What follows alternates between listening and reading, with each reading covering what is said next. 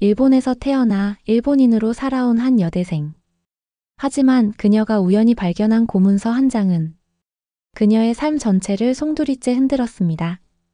거기엔 알지도 못했던 자신의 뿌리, 그리고 백제라는 이름이 적혀 있었죠. 나는 대체 누구일까? 왜 이 낯선 이름에 눈물이 나는 걸까? 어떤 이들에겐 결코 밝혀져선 안 될 이야기였습니다. 하지만 누군가는 그 연결을 끝까지 막으려 했죠. 그럼 지금부터 그녀가 목숨 걸고 지켜낸 진실의 여정, 그 비하인드 스토리를 최초로 공개합니다. 시작하기 전 좋아요와 구독은 대한민국의 진짜 가치를 전하는데 큰 힘이 됩니다. 도쿄대학교 도서관의 창가에 앉아 햇살이 비치는 오래된 문서를 바라보던 그 순간을 아직도 생생히 기억합니다. 저는 리카 사토, 평범한 도쿄대학교 대학원생이었습니다. 적어도 그날까지는요. 사토 씨, 이 자료들은 어떻습니까? 도움이 되나요? 하야시 교수님의 목소리에 고개를 들었죠. 교수님은 항상 그러셨어요. 다른 교수님들이 꺼리는 주제도 두려움 없이 연구하셨고, 저 같은 학생에게도 진심 어린 응원을 아끼지 않으셨습니다. 네, 정말 흥미로운 자료들이에요. 특히 7세기 백제와 외의 해상교류 기록이 생각보다 구체적이네요. 손가락으로 오래된 문서를 조심스레 넘기며 말했습니다.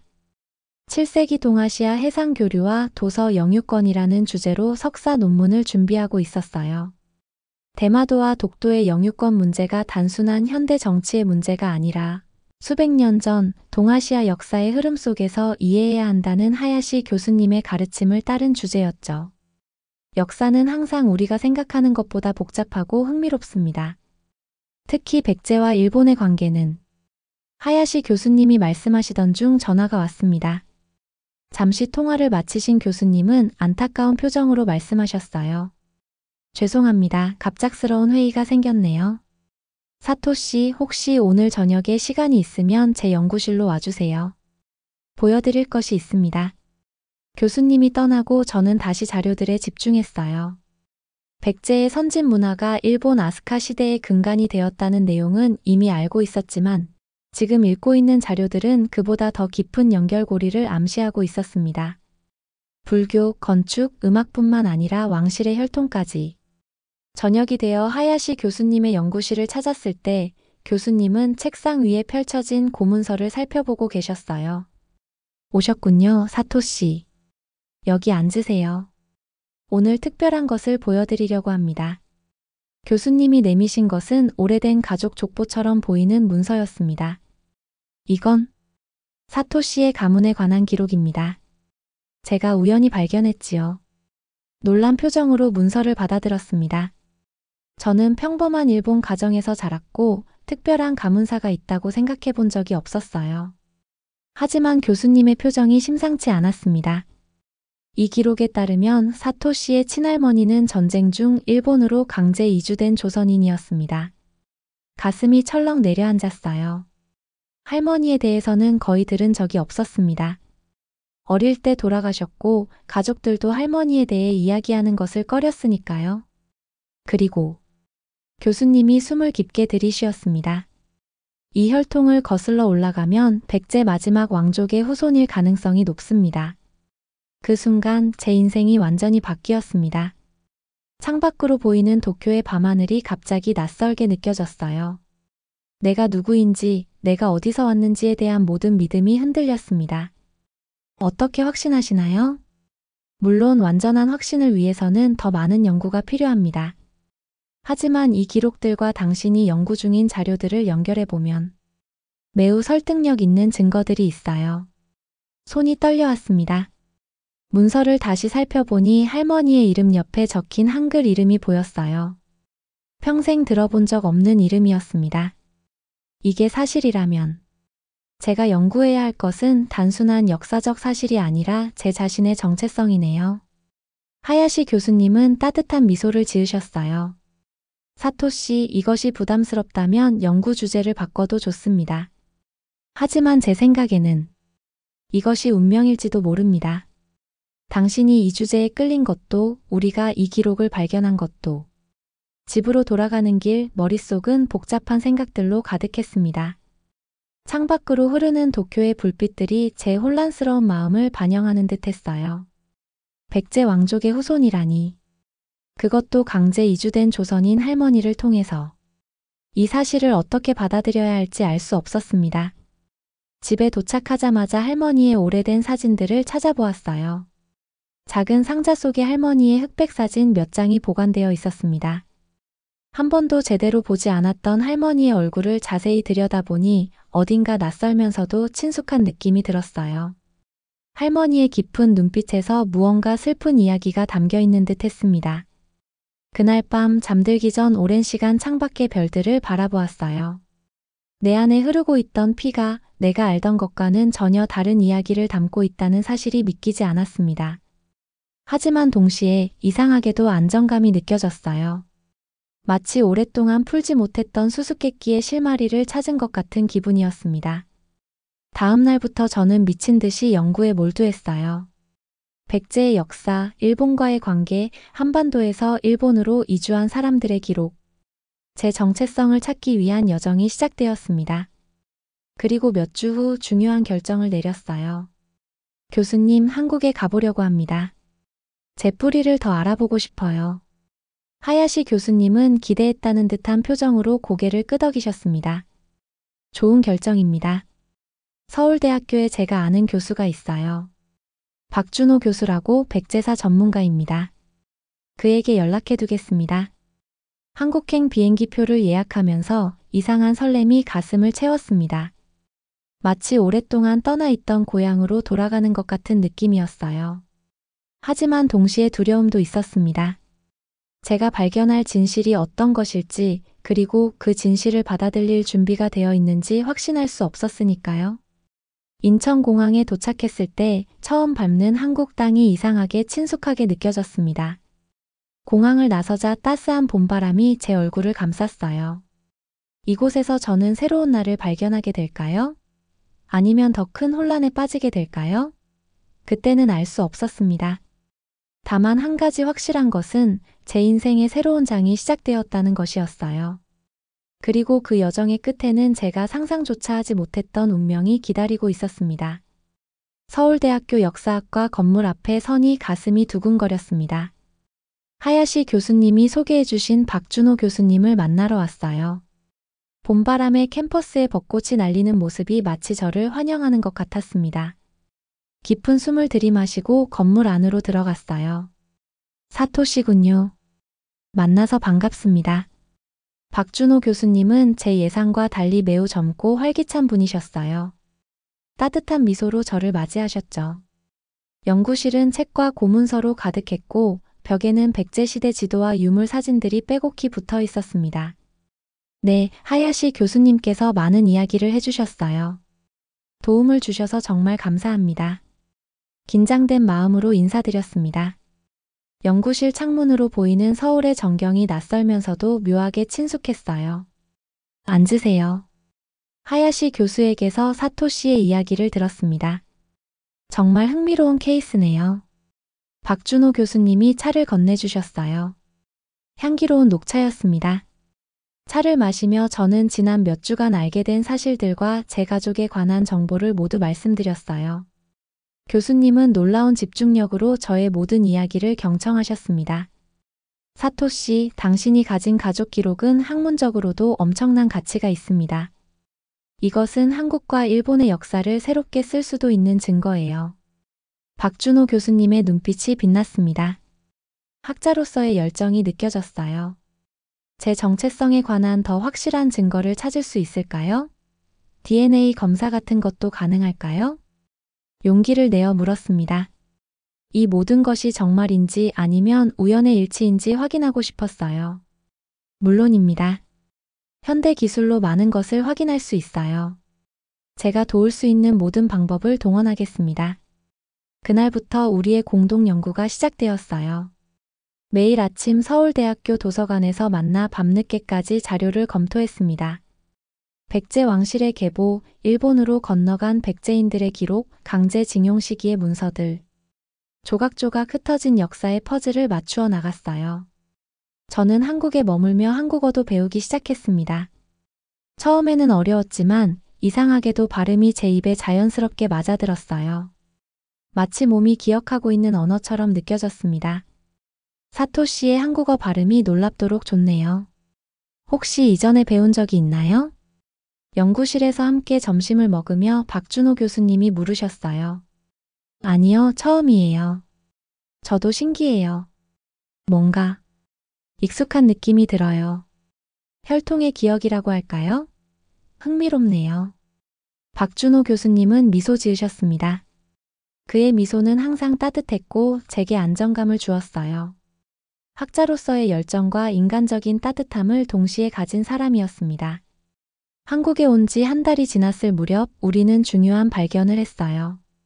국립중앙박물관에 보관된 백제 왕족의 유물과 제 DNA 샘플을 비교 분석한 결과였습니다. 결과가 나왔어요.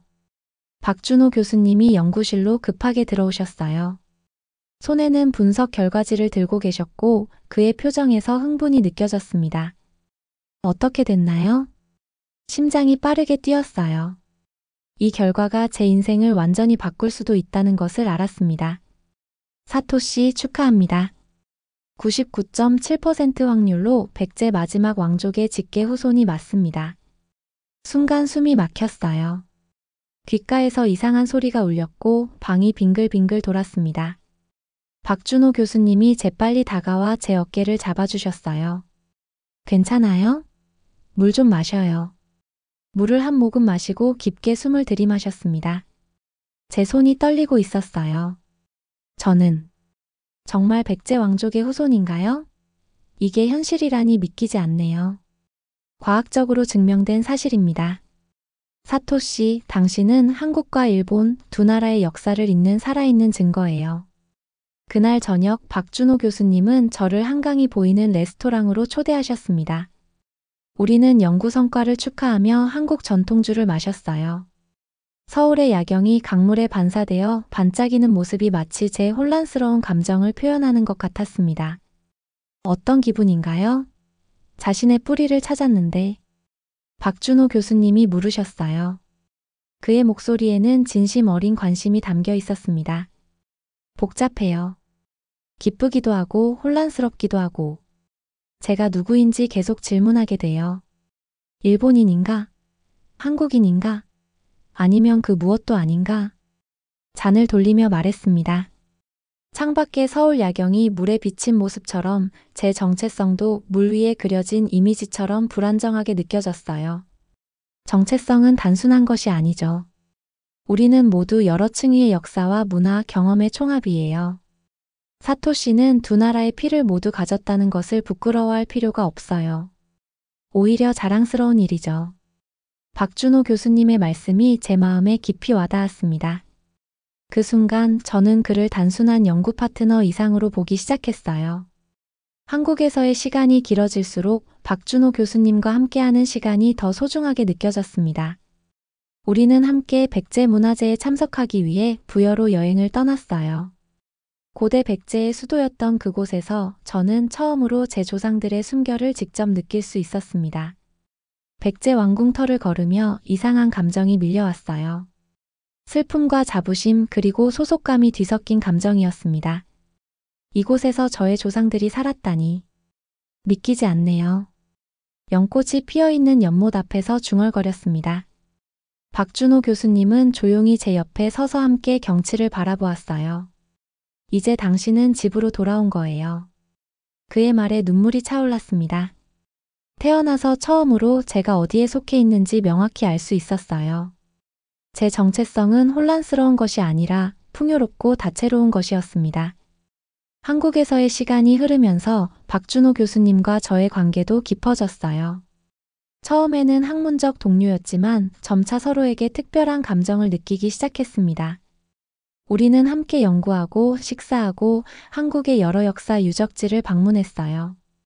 그의 옆에 있으면 항상 마음이 편안했습니다. 가을이 되어 단풍이 물들기 시작했을 때 박준호 교수님은 저에게 경복궁으로 나들이를 제안하셨어요.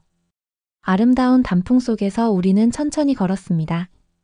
사람들로 붐비는 관광지였지만 그 순간만큼은 세상에 우리 둘뿐인 것 같았어요.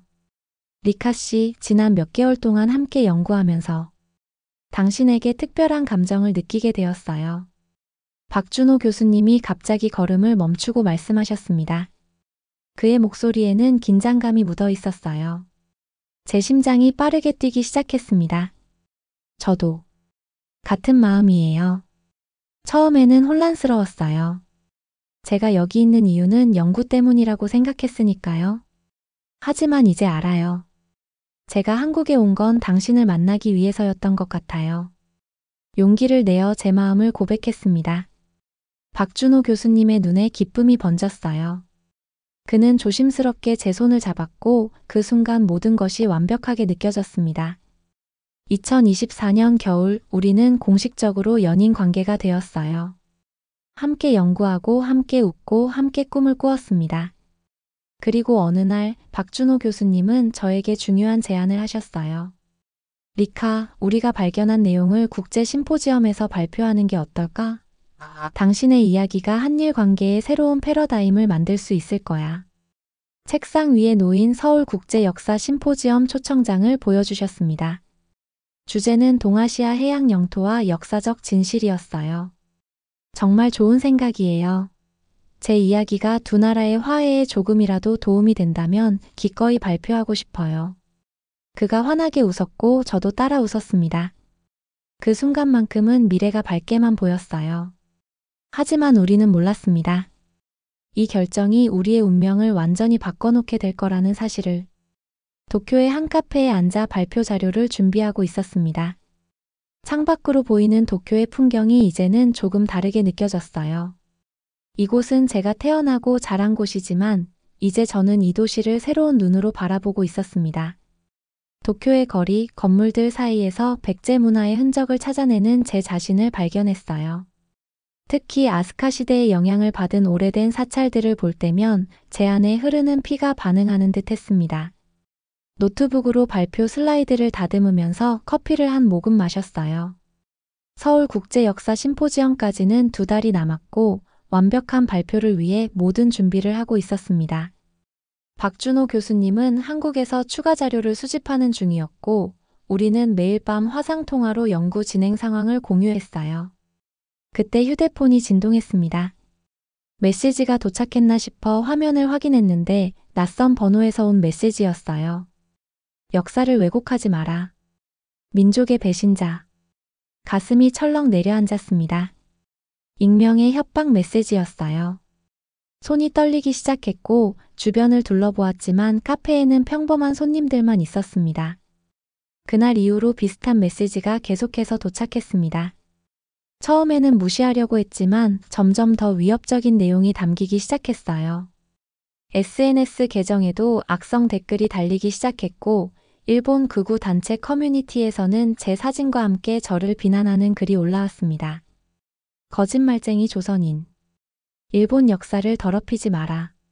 조상을 배신하는 자에게 미래는 없다. 발표를 강행하면 그 대가를 치를 것이다. 매일 밤 이런 메시지들을 보며 공포에 떨었습니다. 하지만 동시에 분노도 느꼈어요. 저는 단지 진실을 찾고 있을 뿐인데 왜 이런 공격을 받아야 하는 걸까요? 제 연구는 학문적 진실을 밝히는 것이지 어느 한쪽을 깎아내리는 것이 아니었습니다. 그날 밤 평소처럼 박준호 교수님과 화상통화를 하며 협박 메시지에 대해 이야기했어요. 박준호 교수님, 계속 협박 메시지가 와요. 점점 더 심해지고 있어요. 화면 속 박준호 교수님의 표정이 심각해졌습니다. 리카, 발표를 취소하는 게 어떨까? 너무 위험해. 그의 목소리에는 진심 어린 걱정이 묻어 있었어요. 하지만 그 순간 제 안에서 강한 의지가 솟아올랐습니다. 아니요, 박준호 교수님. 발표를 취소할 수 없어요. 우리가 발견한 진실은 너무 중요해요. 이건 단순히 제 이야기가 아니라 한국과 일본 양국의 역사를 바로잡는 일이에요. 말하는 제 목소리가 떨렸지만 확고했습니다. 박준호 교수님은 잠시 침묵하더니 고개를 끄덕였어요. 알겠어. 하지만 조심해. 난 항상 내 곁에 있을게. 다음 날 아침 아파트 문을 열고 나가려는데 놀라운 광경이 펼쳐졌습니다. 제 현관문에 빨간 페인트로 글씨가 써 있었어요. 거짓을 퍼뜨리면 죽을 것이다. 온몸에 소름이 돋았습니다. 누군가 제 집까지 찾아왔다는 사실이 믿기지 않았어요. 몸이 떨려와 그 자리에 주저앉고 말았습니다. 경찰에 신고했지만 단서가 없어 수사에 어려움이 있다고 했어요. 도쿄에서의 일상이 더 이상 안전하게 느껴지지 않았습니다. 그날 오후 하야시 교수님을 만나기 위해 도쿄 대학으로 향했어요. 제 상황을 알게 된 교수님은 크게 걱정하셨습니다. 사토 양, 내가 너를 도울 테니 걱정하지 마. 우리 학계에도 진실을 소중히 여기는 사람들이 있어. 하야시 교수님은 일본 내 온건파 역사학자들의 지지를 모으겠다고 약속하셨어요. 그분의 말씀에 조금은 안심이 되었지만 여전히 불안감은 가시지 않았습니다. 하지만 교수님, 제가 발표를 강행하면 상황이 더 악화될 것 같아요. 사토 양, 역사 연구에는 항상 반대와 저항이 따르기 마련이야. 특히 기존의 통념을 뒤집는 발견일수록 더 그렇지. 하지만 학자로서 우리의 임무는 진실을 밝히는 것이야. 두려움에 굴복하면 진실은 영원히 묻히고 말 거야. 하야시 교수님의 말씀은 저에게 큰 용기를 주었습니다. 진실을 향한 학자로서의 사명감이 두려움보다 커졌어요. 그날 밤 박준호 교수님과 다시 통화했습니다. 그는 제가 발표를 취소하지 않기로 한 결정을 존중해 주었어요. 리카, 내가 서울로 돌아가기 전에 도쿄에 들를게. 함께 있으면 더 안전할 거야. 그의 말에 가슴이 따뜻해졌습니다. 박준호 교수님이 제 곁에 있다면 어떤 어려움도 이겨낼 수 있을 것 같았어요. 한편 서울에서는 박준호 교수님이 저의 안전을 위해 비밀리에 계획을 세우고 있었습니다. 그는 한국 경찰과 접촉하여 심포지엄 당일의 보안 강화를 요청했어요. 교수님, 일본 극우단체의 동향을 파악하고 있습니다만 국제적인 사안이라 한계가 있습니다. 한국 경찰의 말에 박준호 교수님은 결심했습니다. 제가 직접 가서 그녀를 지키겠습니다. 부탁드리는 건 만약의 사태를 대비해 주십시오. 경찰과의 대화를 마친 후 박준호 교수님은 작은 보석상을 찾았습니다. 그는 오랫동안 고민하다 마침내 한 반지를 선택했어요. 심포지엄이 끝난 후 저에게 프로포즈할 계획이었습니다. 심포지엄 일주일 전 박준호 교수님은 도쿄로 와서 저와 함께 마지막 발표 준비를 도왔어요. 그의 존재만으로도 제 두려움은 절반으로 줄어들었습니다. 우리는 함께 도쿄 곳곳을 돌아다니며 잠시나마 협박과 불안에서 벗어나 평화로운 시간을 보냈어요. 어느 날 저녁 우리는 도쿄타워가 보이는 레스토랑에서 식사를 했습니다. 도쿄의 밤하늘에 별이 빛나고 도시의 불빛이 은하수처럼 펼쳐져 있었어요. 리카, 이 모든 게 끝나면 우리 함께 새로운 시작을 해보면 어떨까? 박준호 교수님이 조심스럽게 물었습니다. 그의 눈빛에서 진심이 느껴졌어요. 새로운 시작이요? 응, 한국에서든 일본에서든. 우리가 함께 할 수 있는 곳이라면 어디든. 그의 말에 가슴이 벅차올랐습니다.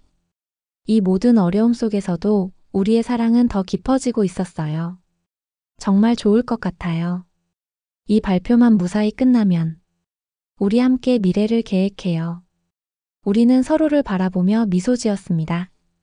그 순간만큼은 모든 위협과 불안이 사라진 것 같았어요. 하지만 우리는 몰랐습니다. 운명이 우리에게 얼마나 잔인한 시험을 준비하고 있는지를. 심포지엄 하루 전 우리는 함께 인천공항으로 향했습니다. 비행기를 타는 내내 이상한 불안감이 저를 감쌌어요. 마치 무언가 끔찍한 일이 일어날 것을 예감하는 듯 했습니다. 박준호 교수님은 제 손을 꼭 잡아주며 안심시켜 주었지만 제 가슴 속 불안은 쉽게 가시지 않았어요. 괜찮아, 리카. 내가 있잖아. 모든 게 잘 될 거야. 박준호 교수님의 말에 고개를 끄덕였지만 제 마음속에는 여전히 불길한 예감이 자리 잡고 있었습니다. 그 예감이 현실이 될 줄은 그때는 전혀 몰랐어요. 2025년 8월 17일 서울국제역사 심포지엄이 열리는 날이 밝았습니다. 호텔 창문으로 들어오는 아침 햇살에 눈을 떴어요. 오늘은 제 인생에서 가장 중요한 날 중 하나였습니다. 제 정체성과 연구 결과를 세계적인 학자들 앞에서 발표하는 날이었죠. 침대에서 일어나 창밖을 바라보았습니다. 서울의 아침은 맑고 화창했어요. 마치 자연도 저를 응원하는 것 같았습니다. 하지만 제 마음속에는 여전히 불안과 긴장이 자리 잡고 있었어요. 거울 앞에 서서 오늘 입을 옷을 입어보았습니다. 정장 차림의 제 모습이 낯설게 느껴졌어요. 제가 정말 이런 중요한 발표를 할 수 있을까? 진심을 담아 말할 수 있을까? 수많은 질문이 머릿속을 맴돌았습니다. 그때 문을 두드리는 소리가 들렸어요. 박준호 교수님이었습니다. 그는 항상 제 앞에서는 웃음을 잃지 않았지만 오늘은 그의 눈에서 걱정이 느껴졌어요. 준비 다 됐어? 네, 거의요. 그냥 조금 긴장돼요. 괜찮아. 당신은 그저 진실을 말하는 것뿐이니까. 박준호 교수님은 다정하게 제 어깨를 감싸 안았습니다. 그의 품에 안기니 마음이 조금 진정되었어요. 하지만 그가 저를 안고 있는 동안 제가 모르는 사이에 그의 눈빛이 변했습니다. 무언가를 결심한 듯한 단단한 의지가 담긴 눈빛이었어요. 호텔 레스토랑에서 간단히 아침을 먹고 우리는 심포지엄이 열리는 컨벤션 센터로 향했습니다. 차 안에서 저는 발표 자료를 마지막으로 훑어보았어요. 모든 내용이 완벽했습니다. DNA 분석 결과, 역사적 문서들, 제 가족의 족보. 모든 증거가 명확했어요. 리카, 오늘 발표 후에 저녁에 시간 있어? 갑자기 박준호 교수님이 물었습니다. 그의 목소리에는 이상한 떨림이 있었어요. 물론이죠. 왜요? 그냥 축하하는 자리를 마련하고 싶어서. 그는 환하게 웃었지만 왠지 그 웃음 뒤에 무언가 숨기는 듯한 느낌이 들었습니다. 그때는 그가 특별한 계획을 갖고 있다는 것을 알지 못했어요. 컨벤션 센터에 도착하자 이미 많은 사람들로 붐비고 있었습니다. 전 세계에서 온 역사학자들, 언론인들, 그리고 일반 청중들로 가득했어요. 제 심장이 더 빠르게 뛰기 시작했습니다. 박준호 교수님과 함께 발표자 대기실로 향했어요. 그곳에서 마지막 준비를 하며 침착하게 호흡을 가다듬었습니다. 몇몇 다른 발표자들이 저에게 인사를 건넸고 하야시 교수님도 응원의 메시지를 보내주셨어요. 대기실에서 준비하는 동안 박준호 교수님은 계속해서 밖으로 나가 주변을 살펴보았습니다. 처음에는 그저 화장실을 다녀오는 줄 알았지만 세 번째 나갔을 때 그의 표정이 심각해진 것을 발견했어요. 무슨 일 있어요? 걱정되어 물었습니다. 그는 잠시 망설이더니 자연스럽게 웃으며 대답했어요. 아니, 괜찮아. 그냥 지인을 찾고 있었어.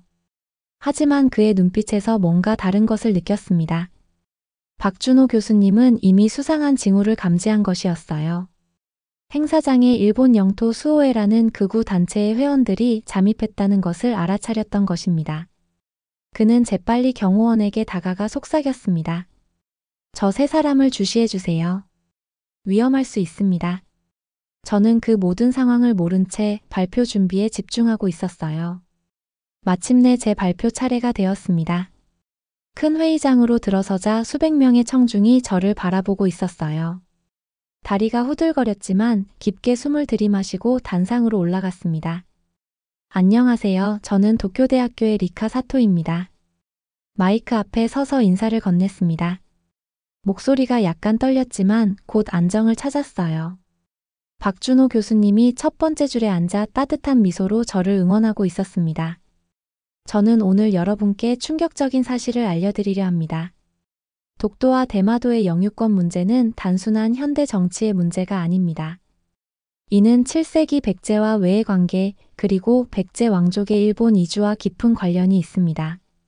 청중들 사이에서 작은 소란이 일었어요.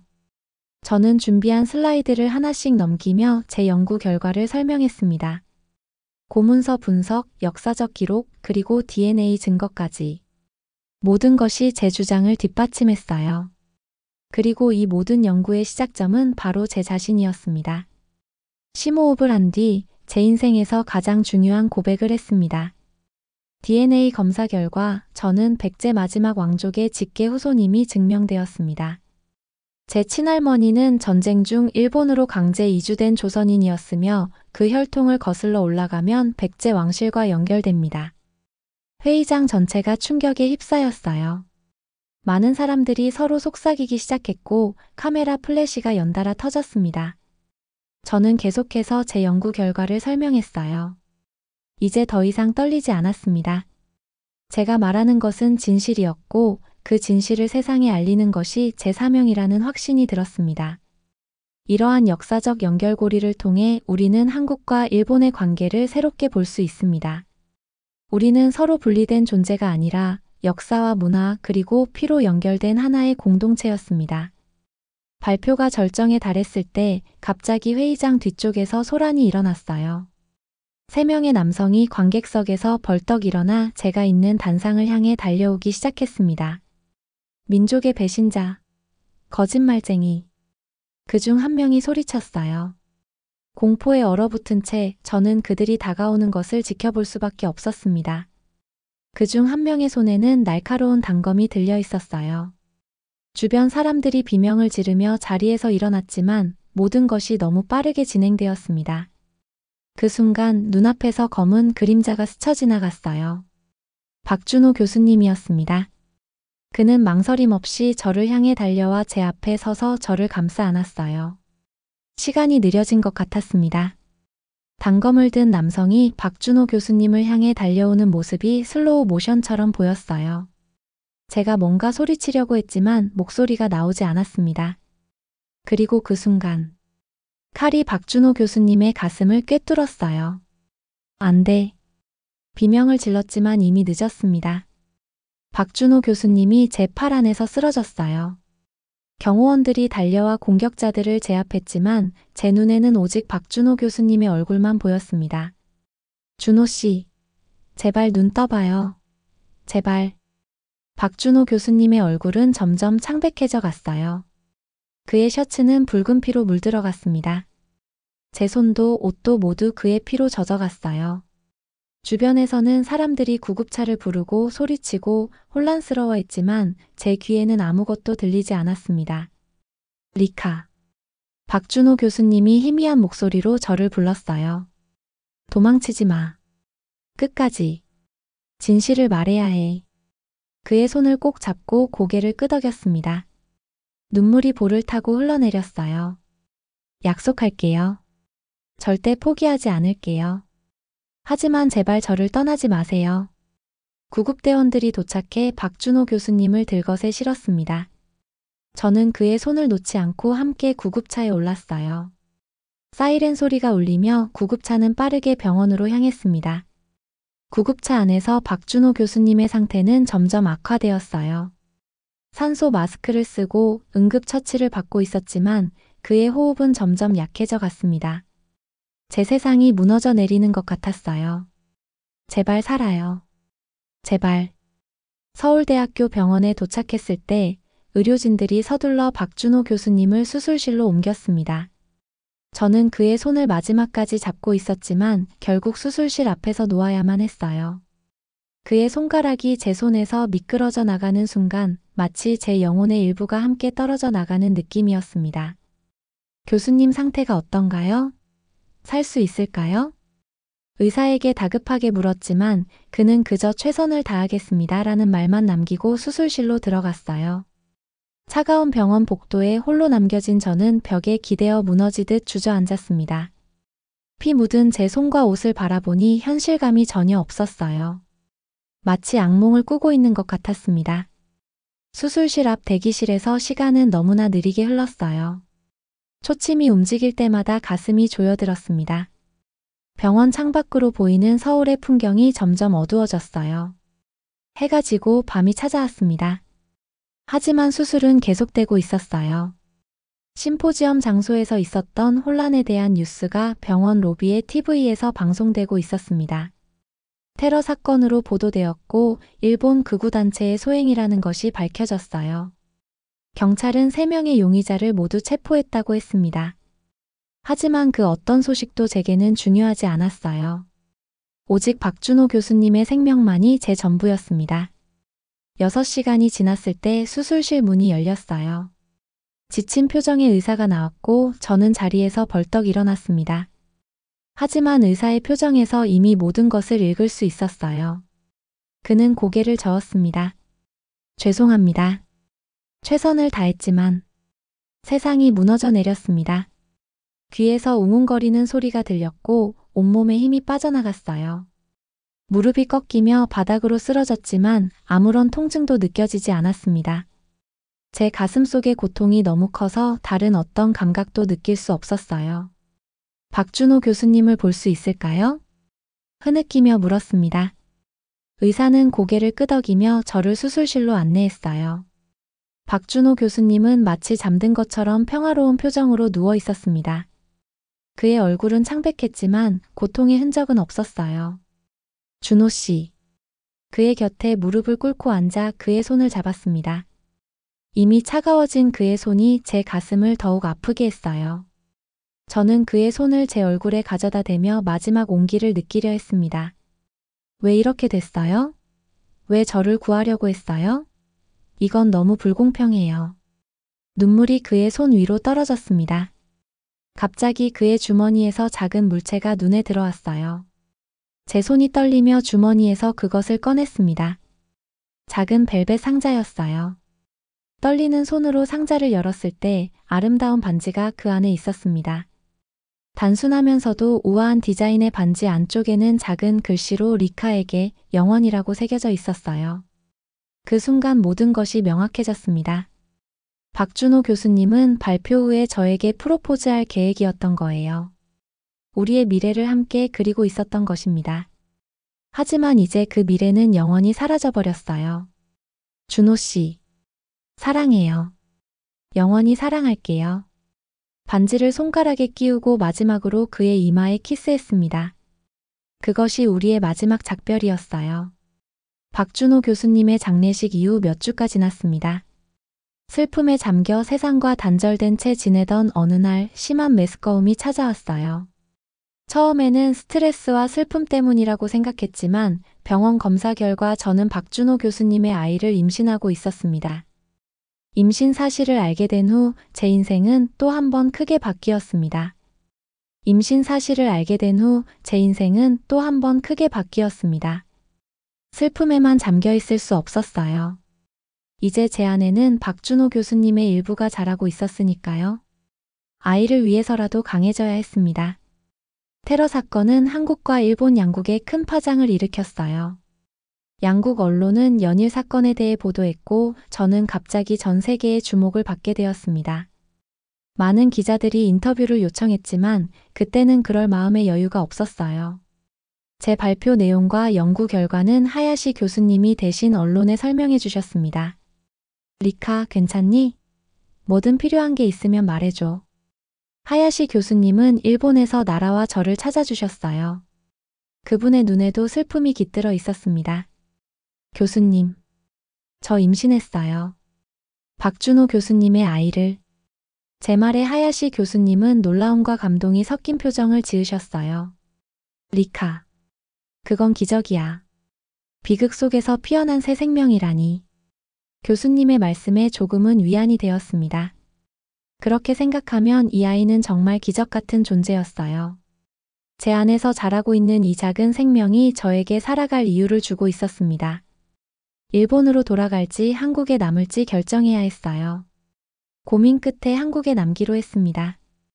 이곳은 박준호 교수님의 나라였고 저의 조상들이 살았던 땅이었어요. 무엇보다 제 아이가 아버지의 나라에서 자라길 원했습니다. 한국 국적 신청을 하고 싶어요. 법무부 관계자와의 면담에서 말했습니다. 평소 같으면 복잡하고 시간이 오래 걸릴 절차였지만 박준호 교수님의 희생이 알려진 후로 특별한 배려를 받았어요. 한국 정부는 저와 태어날 아이에게 특별 귀화 절차를 적용해 주기로 했습니다.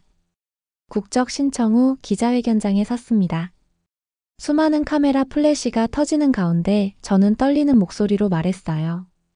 저는 이제 제 뿌리가 있는 이 땅에서 제 아이를 키우고 싶습니다. 그리고 박준호 교수님이 지키고자 했던 진실을 계속해서 연구하고 알리고 싶습니다. 기자회견 이후 백제문화연구소에서 특별연구원으로 초빙받았습니다. 그곳에서 저는 박준호 교수님과 함께 시작했던 연구를 계속할 수 있었어요. 사무실에는 그의 사진이 놓여 있었고 그 앞에 매일 아침 꽃 한 송이를 두었습니다. 연구소에서 일하는 동안 임신으로 인한 변화도 점점 느껴졌어요. 제 배가 불러오는 것을 보면서 이 아이가 정말 존재한다는 것이 실감났습니다. 밤에 침대에 누워 뱃속의 아이에게 말을 걸기 시작했어요. 안녕, 우리 아가야. 엄마는 네가 얼마나 소중한지 알아? 너는 이 세상에서 가장 용감한 사람의 아이야. 내 아빠는. 말을 이어가다 목이 메었습니다. 박준호 교수님은 자신이 아버지가 된다는 사실을 알지 못한 채 세상을 떠났어요. 이 아이는 아버지의 얼굴을 볼 수 없을 거라는 생각에 가슴이 찢어질 듯 아팠습니다.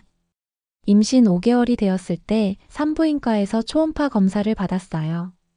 건강한 남자아이네요. 아주 활발하게 움직이고 있어요. 의사의 말에 눈물이 흘렀습니다. 모니터 속에서 작게 움직이는 아이의 모습이 너무나 소중했어요. 박준호 교수님을 많이 닮았을 것 같습니다. 의사가 덧붙였을 때 슬픔과 기쁨이 뒤섞인 복잡한 감정이 밀려왔습니다. 아이가 박준호 교수님을 닮는다면 그건 정말 행복한 일이겠지만 동시에 더 그리워질 것 같았어요. 임신 기간 동안 하야시 교수님은 정기적으로 연락을 주셨습니다. 일본에서는 제 발표 이후 역사 교과서 수정에 대한 논의가 시작되었다고 했어요. 일본 내 온건파 학자들과 시민단체들이 역사 왜곡에 반대하는 목소리를 높이고 있었습니다. 리카, 내가 시작한 변화야. 박준호 교수의 희생이 헛되지 않고 있어. 하야시 교수님의 말씀에 위안을 얻었지만 그 어떤 변화도 박준호 교수님을 돌아오게 할 수는 없었어요. 밤마다 그의 부재를 느끼며 눈물을 쏟았습니다. 시간이 흘러 출산일이 다가왔어요. 2026년 4월 벚꽃이 만개한 봄날 저는 병원에 입원했습니다. 진통이 시작되고 모든 것이 빠르게 진행되었어요. 고통스러웠지만 아이를 만날 수 있다는 생각에 힘을 냈습니다. 리카 씨, 이제 마지막입니다. 힘내세요. 의사의 말에 마지막 힘을 쏟았고 곧 아이의 울음소리가 병실에 울려 퍼졌어요. 그 소리는 제가 들어본 가장 아름다운 음악이었습니다. 건강한 남자아이입니다. 정말 예쁘네요. 간호사가 아이를 제게 안겨주었어요. 처음 아이를 품에 안았을 때 세상의 모든 슬픔이 잠시 잊혀지는 듯 했습니다. 작고 붉은 얼굴, 꼭 쥔 작은 주먹, 그리고 박준호 교수님을 닮은 눈. 모든 것이 완벽했어요. 안녕, 우리 아가. 드디어 만났네. 아이의 이마에 키스하며 속삭였습니다. 그 순간 창밖으로 벚꽃잎이 바람에 날리는 것이 보였어요. 마치 박준호 교수님이 우리를 축복하는 것 같았습니다. 아이의 이름을 짓는 일은 어렵지 않았어요. 이미 오래전부터 마음속으로 정해두었으니까요. 박진실. 이 아이의 이름은 박진실이에요. 호적에 이름을 올릴 때 말했습니다. 진실이라는 이름은 박준호 교수님이 그토록 소중히 여겼던 가치였어요. 그리고 이 아이는 두 나라를 잇는 진정한 가교가 될 것입니다. 아이가 태어난 소식은 빠르게 퍼졌어요. 많은 사람들이 축하와 응원의 메시지를 보내주셨습니다. 하야시 교수님은 직접 한국을 방문해 아이를 보러 오셨어요. 리카, 정말 아름다운 아이구나. 그리고 정말 박준호를 닮았어. 교수님의 눈에 눈물이 고였습니다. 그 순간 우리는 말없이 서로를 이해했어요. 이 아이는 단순한 개인의 탄생이 아니라 역사적인 순간이었던 것입니다. 진실이가 100일이 되던 날 저는 그를 안고 독도로 향했습니다. 특별 허가를 받아 방문한 독도는 생각보다 더 아름다웠어요. 거친 바다 위에 당당히 서 있는 섬의 모습이 마치 우리의 여정과도 같았습니다. 독도의 바위 위에 서서 저는 진실이에게 이야기해 주었어요. 이곳은 엄마와 아빠가 지키고자 했던 진실의 땅이란다.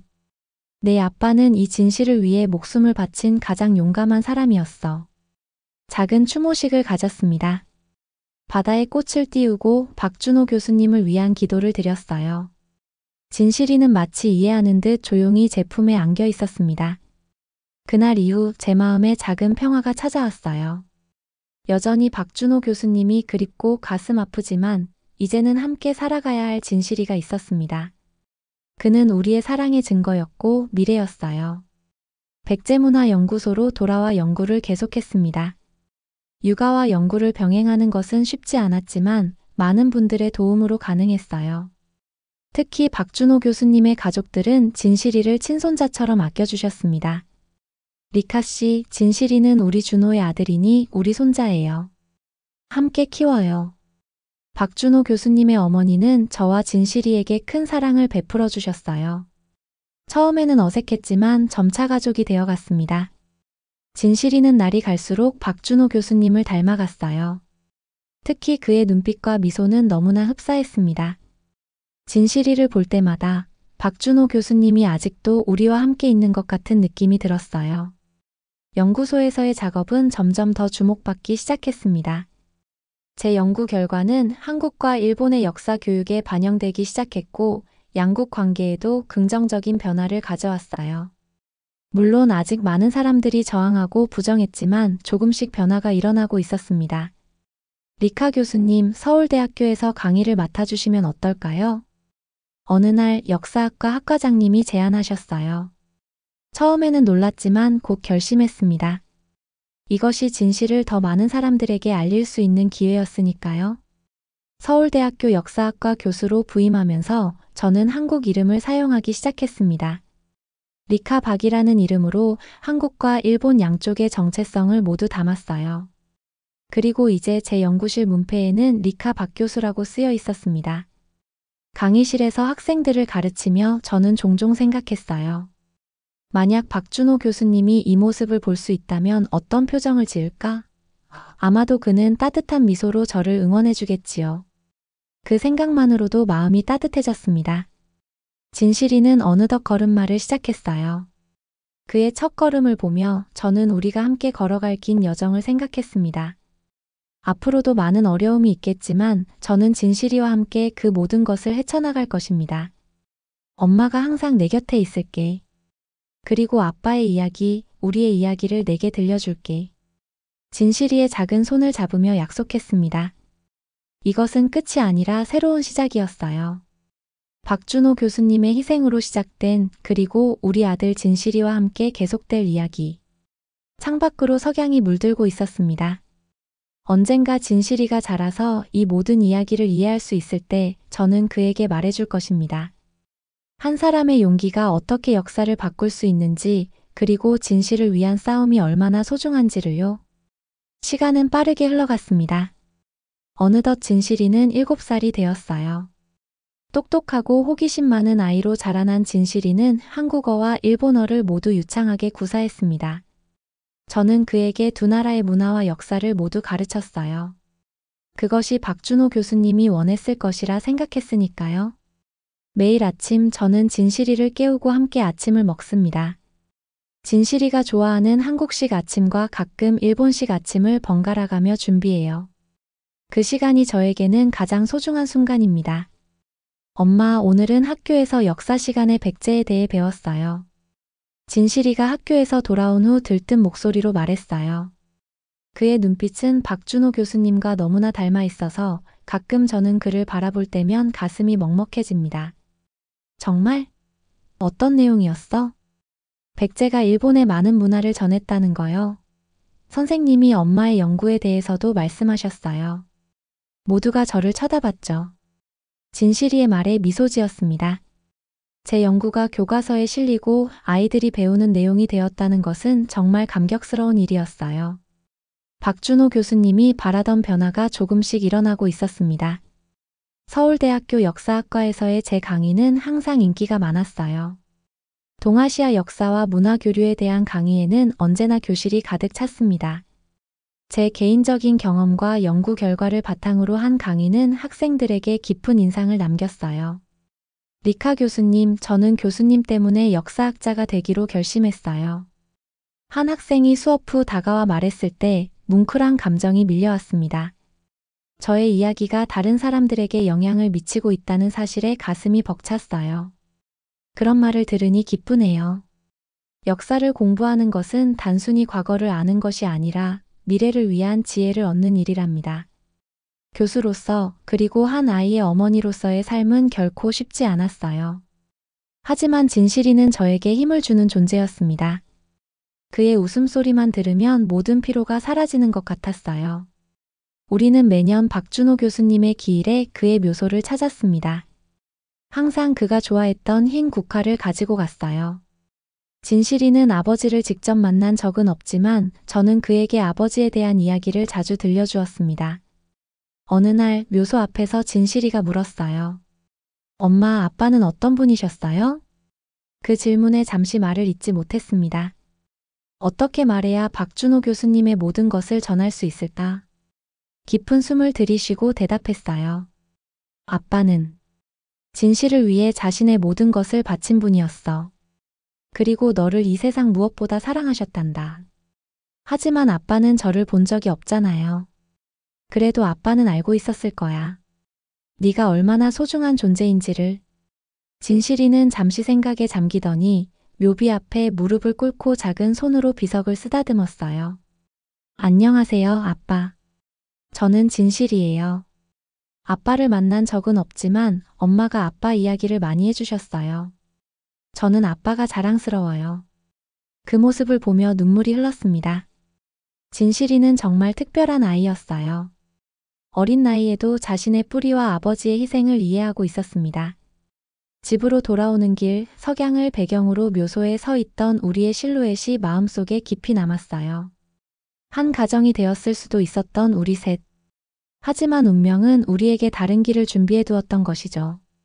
그해 겨울 일본 정부는 공식적으로 역사 교과서를 수정하고 한국과의 역사 분쟁에 대한 새로운 접근법을 발표했습니다. 이것은 박준호 교수님의 희생 이후 가장 큰 변화였어요. 뉴스를 보면서 가슴이 벅차올랐습니다. 진실아, 봐봐. 아빠가 시작한 일이 이렇게 큰 변화를 가져왔어. 진실이도 함께 TV를 보며 기뻐했어요. 그는 비록 모든 복잡한 역사적 배경을 이해하지는 못했지만 이것이 중요한 순간이라는 것은 알고 있었습니다. 하야시 교수님으로부터 전화가 왔습니다. 이제는 연로하신 교수님의 목소리에서 기쁨이 묻어났어요. 리카, 보고 있니? 우리가 해냈어. 아니, 박준호가 해낸 거야. 네, 교수님.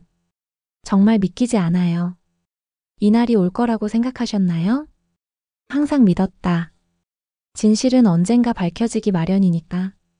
그날 밤 진실이가 잠든 후 창가에 앉아 별을 바라보았습니다.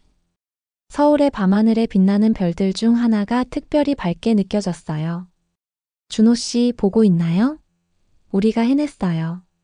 당신이 꿈꾸던 변화가 일어나고 있어요. 마치 대답하듯 별이 더 밝게 빛나는 것 같았습니다. 물론 그건 제 상상이었겠지만 그 순간만큼은 박준호 교수님이 정말 듣고 있다고 믿고 싶었어요. 다음 날 대학에서 특별 강연을 요청받았습니다. 주제는 역사적 진실과 화해였어요. 강연을 준비하면서 제 인생의 여정을 되돌아보았습니다.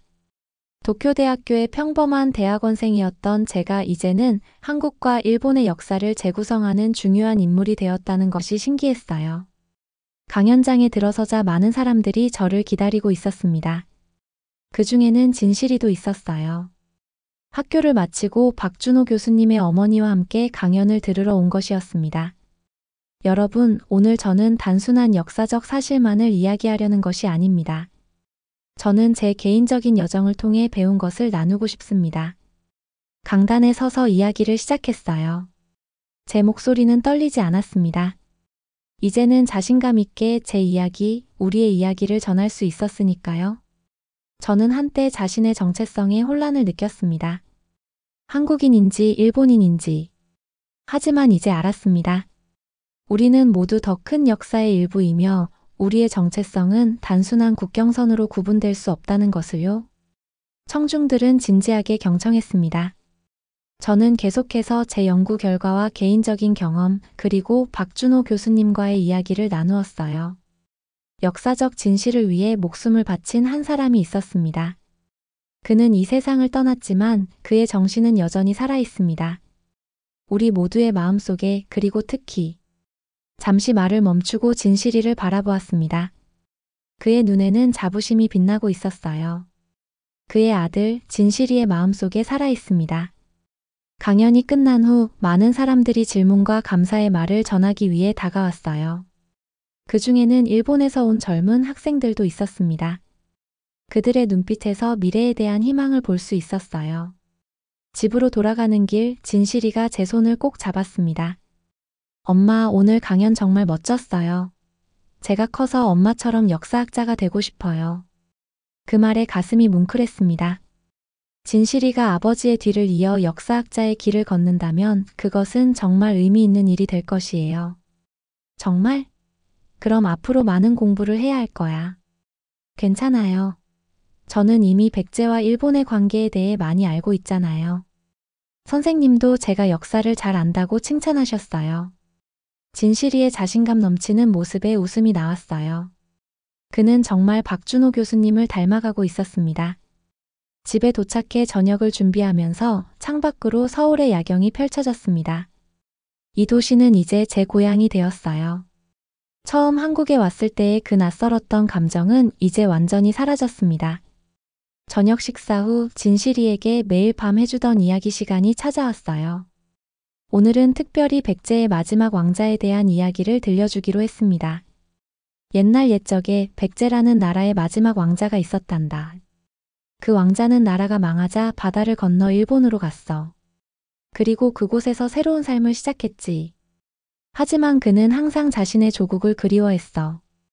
이야기를 들려주는 동안 진실이는 눈을 반짝이며 집중했어요. 그에게 이런 이야기는 단순한 옛날 이야기가 아니라 자신의 뿌리와 연결된 실제 역사였으니까요. 그 왕자의 후손들은 자신이 백제 왕족의 피를 이어받았다는 사실을 잊고 살았어.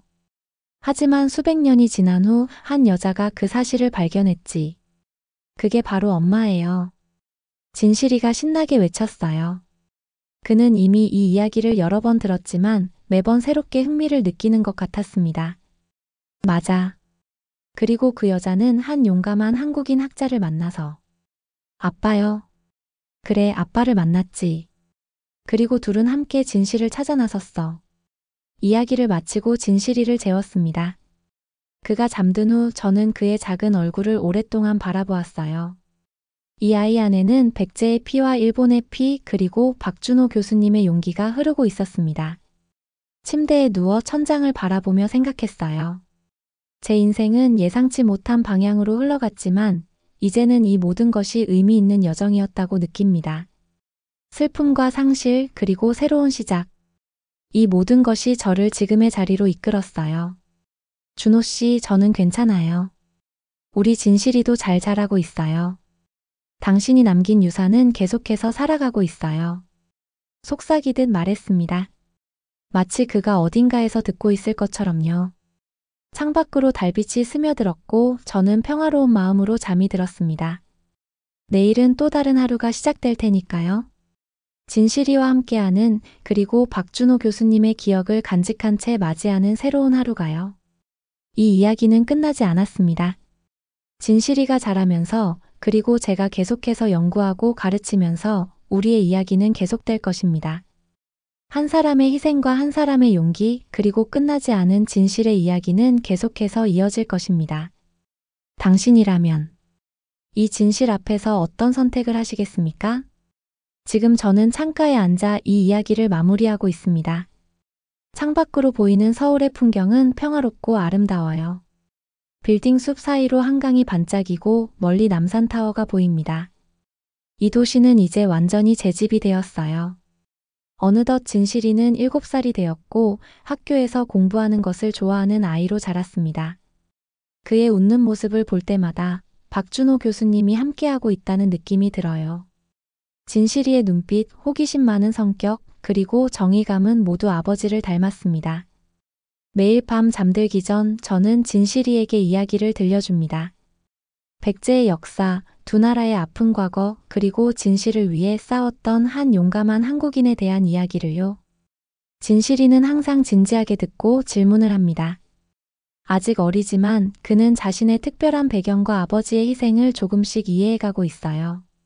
엄마, 아빠는 왜 그렇게 용감했어요? 어느 날 진실이가 물었습니다. 저는 잠시 생각에 잠기고 대답했어요. 진실이 아빠는 진실을 믿었기 때문이야. 그리고 사랑하는 사람을 지키고 싶었기 때문이지. 진실이는 고개를 끄덕이며 자신의 작은 가슴에 손을 얹었습니다. 저도 아빠처럼 용감해질 거예요. 그 말에 가슴이 벅차올랐어요. 우리의 이야기는 진실이와 함께 계속될 것입니다. 그는 두 나라의 가교가 될 것이고 박준호 교수님의 용기와 진실을 향한 열정을 이어갈 것입니다. 이제 저는 서울대학교 역사학과 교수로 많은 학생들에게 동아시아 역사와 문화 교류에 대해 가르치고 있어요. 강의실에서 열정적으로 이야기할 때면 종종 학생들의 눈빛에서 변화의 가능성을 봅니다. 그들이 제 이야기를 듣고 더 넓은 관점으로 역사를 바라보게 된다면 그것만으로도 박준호 교수님의 희생은 헛되지 않았다고 생각해요. 한국과 일본 양국의 관계는 여전히 복잡하고 때로는 어려움이 있지만 조금씩 변화하고 있습니다. 제 연구와 박준호 교수님의 희생은 작지만 의미 있는 변화를 가져왔어요. 그리고 무엇보다 진실이의 존재 자체가 두 나라의 화해와 이해의 상징이 되었습니다. 가끔은 여전히 그립고 아픕니다. 특별한 날이나 중요한 순간에 박준호 교수님이 함께했다면 얼마나 좋았을까 하는 생각이 들 때가 있어요. 하지만 이제는 그 그리움조차도 저를 더 강하게 만들어주는 것 같습니다. 이 이야기를 마치며 저는 다시 한번 생각합니다. 제가 처음 도쿄대학에서 그 문서를 발견했을 때 이런 여정이 펼쳐질 줄은 전혀 몰랐어요. 하지만 지금 돌이켜보면 그것은 운명이었는지도 모릅니다. 제가 백제 왕족의 후손이었고 한국과 일본 두 나라의 피를 모두 가지고 있었던 것은 우연이 아니었을 거예요. 그리고 박준호 교수님을 만난 것도, 그와 사랑에 빠진 것도, 그가 저를 위해 목숨을 바친 것도 모든 것이 큰 그림의 일부였는지도 모릅니다. 고통스럽고 슬픈 일이었지만 그로 인해 진실이가 태어났고 많은 사람들의 의식이 변화하기 시작했으니까요. 이제 저는 앞으로도 계속해서 진실을 위해 노력할 것입니다. 진실이를 사랑으로 키우고 박준호 교수님의 열정과 진실을 사랑했던 마음을 이어갈 것입니다. 그리고 언젠가 진실이가 자라서 자신의 이야기를 만들어갈 때 저는 그를 자랑스럽게 지켜볼 것입니다. 창밖으로 별이 빛나기 시작했습니다. 오늘도 하루가 저물어 갑니다. 하지만 내일은 새로운 날이 밝아올 거예요. 그리고 우리의 이야기는 계속될 것입니다. 그녀는 일본에서 태어났지만 진실은 그녀를 한국으로 이끌었습니다. 그녀는 이제 알게 되었습니다. 자신의 뿌리는 오랜 세월 동안 꺼지지 않고 이어져 온 위대한 한민족의 역사 속에 있었다는 것을요. 그리고 그 진실을 지키기 위해 한 남자는 목숨을 바쳤고 한 아이는 오늘도 그 이름을 품고 자라납니다. 당신이라면 이 진실 앞에서 어떤 선택을 하시겠습니까? 댓글에 여러분의 소중한 의견을 남겨주세요.